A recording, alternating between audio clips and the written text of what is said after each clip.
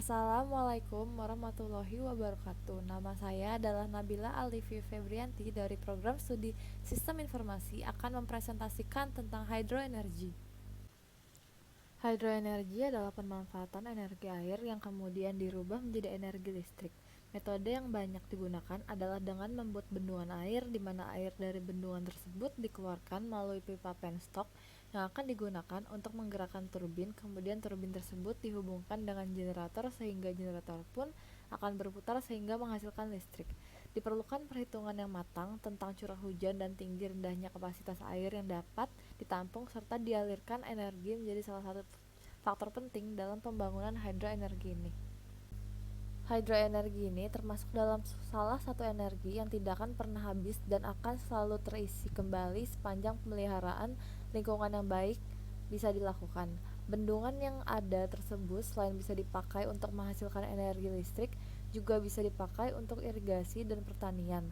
Pengembangan akan energi listrik dengan memanfaatkan air ini amat besar potensinya di Indonesia, mengingat kondisi geografis yang ada yaitu banyaknya pegunungan dan aliran sungai yang ada, maka pembangunan pembangkitan listrik tenaga air mulai dari mikrohidro sampai dengan pembangkit listrik tenaga air dengan kapasitas besar masih bisa terus bertambah.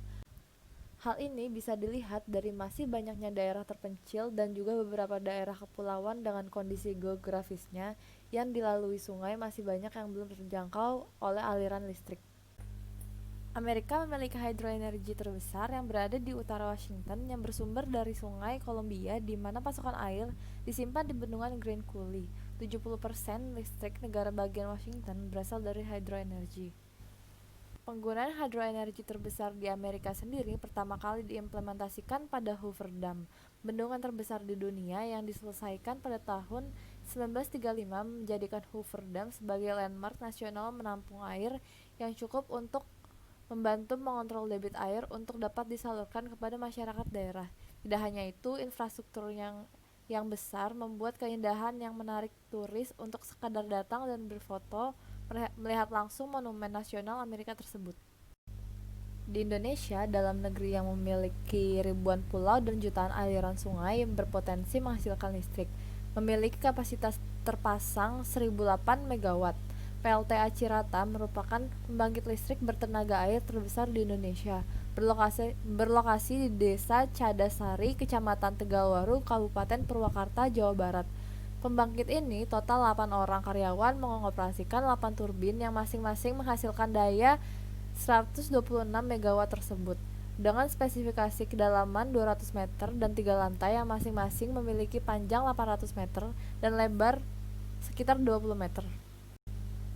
Menjadi yang terbesar bukan berarti menjadikan PLTA Cirata menjadi pembangkit utama kelistrikan di daerah Jawa Bali.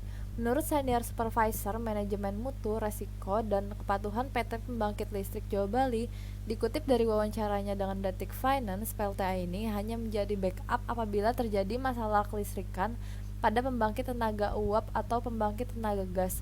Dalam mengoperasikan PLTA Cirata, hanya 1-3 turbin yang aktif berjalan pada saat musim kemarau, dan berjalan aktif sampai 8 turbin apabila musim hujan.